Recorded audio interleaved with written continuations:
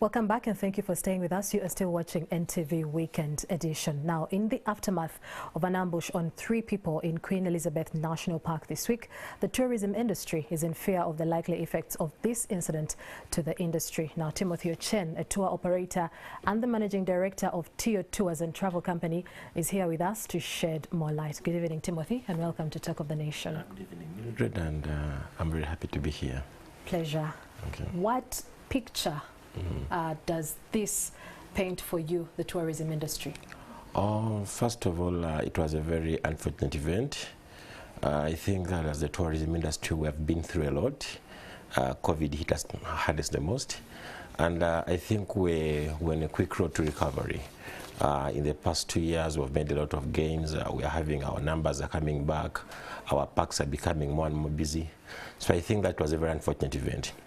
I would like to use the words of the police spokesperson. He said it was a cowardly attack because I think the tourists did not pose any sort of danger. They were just trying to enjoy their nature. And then the unfortunate attack happened. But I think to some extent it was a wake-up call for some of us. We need to take security more seriously. So it's going to be a hiccup on our road to recovery. But I think that on a wider perspective, on the general view, the tourism industry is still on the rebound, and I think that we shall rebound well in the long run. Yes, now we do hear, like you have said, it is going to be a hiccup on the tourism industry, and I think the hiccups have already been starting to show, because we hear that some tourists have cancelled their flights and holidays to Uganda. What is the likely effect of this to the Ugandan tourism industry? Well, we were going to our peak season. Normally, November, December, it's a peak season. Many people are coming for holiday. People all over the world will work to travel, spend their holiday with their families. So I think somehow, whenever there's a glitch, some people first look back and like, okay, we need to look and then see where's the real problem. But I think our authorities have acted swiftly and on time. They have reassured the tourists, UTB, Uganda Wildlife Authority, the army, the police. So I think that anyone who really understands would say, okay, all the precautions have been taken in place. But of course, it's a hiccup, I would say that. We need to bring the tourists closer, not to scare them away. Remember, we had them away for COVID for a long time. So I think that we need to do a lot more to assure them that Uganda is safe and they can come and enjoy everything what we have to offer. So I think that we have to go back to our drawing board, maybe make some more changes, increase on our vigilance, engage our communities a little bit more, and then ensure that we have people who are safe here. Now, looking at the aftermath of the incident, how is the state of affairs in the Queen Elizabeth National Park itself? Do we still have some tourists there, or have they all run away because of this incident? I think that it was a hiccup, but I'm happy that actually today I had a colleague who went to the park, and it was quite impressive, really. There are really so many people that have come out to continue really enjoying the beauty that Uganda has to offer as a destination. So I think, to me, I look at it as a challenge, really. It's a small challenge, but I don't think it's something that is very, very alarming. Of course, it was unfortunate, but I think that the industry has the ability to rebound and then get those numbers that we really need. Yeah. You're saying it is not a very alarming, a situation that is not very alarming, but people lost their lives. Very true. That's very unfortunate. But I would say that on average, because when you look at the pattern for the past 5 years, for the past 10 years, of course, security sometimes it's a combination of very many factors. But I think that the security in the parks have been good, really. If you go to any national park in Uganda, you'll find that there are guards within the parks themselves. The different entries are manned by UA. So, of course, incidents, you can't really control the incidents. But I think that what UA has been doing in place has been somehow sufficient. Maybe they need to do a little bit more. But I think that it's something that can be managed, yes. How do you think we can recover from this incident? And if so, how? And how long do you think this will take? Well, the timing is a bit tricky. You don't know how long it will take. Of course, we have been going to a peak season, so I'm sure that some bookings have been cancelled, which is understandable. Of course, whenever there's something wrong, someone may fear and then think that, okay, maybe Uganda is not that safe or the parks are not safe. That is our natural instinct. If there's something, you first hold back. But I think that the steps that have been taken to reassure the tourists and then everyone, I think are the ones that are going to determine how long we take to recover and now everything moves forward. Yeah, but I think that the government has done a good job. I think there was a statement from the president, a statement from the Minister of Tourism, from the UTB, from UWA, reassuring everyone that, you know what, we are going to get hold of this, the parks are safe and secure. So I think that getting that assurance from the government and all the other security agencies is good enough now for us to begin from there. Then we also, as the tour operators, we try to engage more our tourists, we reassure them that Uganda is safe, they can come, they can enjoy. And then I think that we may not, there may be a hiccup in this peak season, but I think that come next year in May, June, July, I think we shall rebound. But we just need to be a little bit more vigilant moving forward. Now, something that we cannot overlook is the picture that Uganda is having maybe across other countries, and that is the worry that our picture has been tainted. How can we ensure that the image of Uganda is protected in a time as this, where everybody is having a camera, a phone, and they're going to take pictures and share all over social media? Yeah, well, you see, now we live in a digital world. Information moves very fast. But at least I would like to say that this time around I've been very, the incident was unfortunate, but at least the coverage wasn't been that negative as such. I think there's need to manage the flow of information. When you look at some of the Western countries, such instances really happen.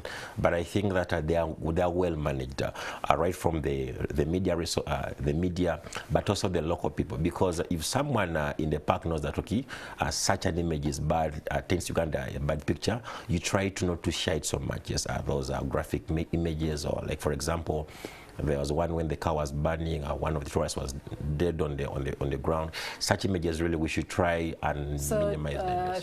Should people just have overlooked them and not say something about, because the situation was concerning? Not overlooking, really, but you share mindful. Like, for example, if you look at, I give you an example of maybe the war in Gaza, in Palestine, there are some gruesome images that are not shared. Of course, you talk about the situation, but you try to limit the graphic content, not to bring out the worst picture of such. You try to bring out the point, but you try to make it not look so bad as sometimes it's presented. Yes. Yes. So before this particular incident, I'd like you to highlight what has been the state of affairs as far as the tourism industry is concerned. How has it been performing, especially like you mentioned in the start, it was recovering from the shock of the COVID-19. How had the industry picked up anyway? Yeah, I think that the numbers had really gone up. Particularly, I was very impressed by the numbers of local or domestic tourists. I think that the few times I travel in any park or in a destination, you'll find that the locals are embracing more the tourism. Which was not the case. Which was not the case before. Yeah, before COVID, mainly when you go to the park, you mainly find the foreigners mainly. But this time around, you find a group of friends, a family or a school. They always go to the park. The parks are always full. The locals, the numbers of locals, I think, have increased to my extent. I'm not sure about the exact figures, but I'm sure that the locals have improved. Yeah. So, but also, when you look at June this year, the number of bookings have really increased. Personally, I think we had a very good season this year. We had a number of tourists coming on board. So I think that the industry has really picked up. If you look at the numbers you had in 2020, 2021 and this year, I think this year has been the best year post-COVID year. So I think that the industry is rebounding, although we need to do a lot more to catch up with our neighbors in Kenya and Tanzania. But I think that we were on the right trajectory. The numbers are improving, but I think a lot more is need to be done. Yeah. Well, you've talked about the locals, the domestic tourism actually getting to pick up, and that is a part of the industry that was actually facing a lot of trouble, where locals were shying away from visiting some of these places because of the costs attached to them. Yes. So have the costs been subsidized? Why do you think why do you think that most of the locals are now appreciating our tourism? Well, I think during COVID, so many companies embraced domestic tourism. They embraced the locals. At first, we could focus mainly on the foreigners, but now the foreigners are not coming into the country, so we're forced to look at other alternatives. So we began having small packages that could favor the locals. So in return, the locals, I think there was some sensitization. The locals were given offers to visit these facilities, and I think some of them will say, okay, these things are not really that costly. You could find that people could think maybe going to the park, you need to sleep maybe in a 5-star lodge and everything. But I think when they found but is that the case? Not really. Of course, in every setting, there's the high end, there's the mid end, and there's a budget. Yeah. So depending on how you plan and what your budget is, you can find something that can fit within your budget. Yeah.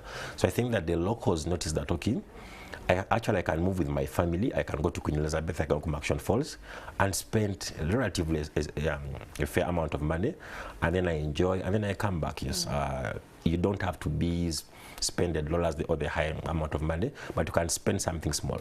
Yes, and then they've noticed that you don't need so much actually. You just get your car, you go to a national park, you pay your entry, you get a guide, you go. Like the process is quite simple to do. So I think that they have now appreciated and have understood more, and I think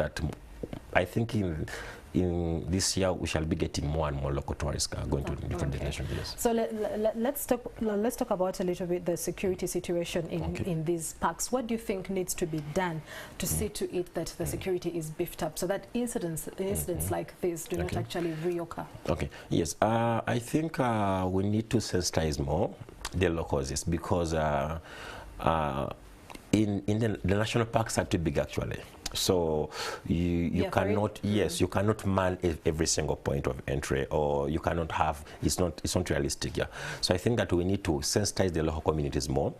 We tell them about the different security risks, and then we and other government stakeholders should be more progressive, or they should show more value. Okay, they should add some value to those communities, ensure that they really appreciate and understand the parks or the benefits that the parks bring. Yes.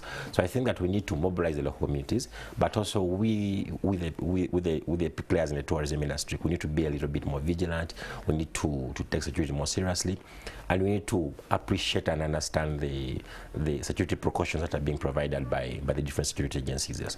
So I think that there needs to be a little more sensitization.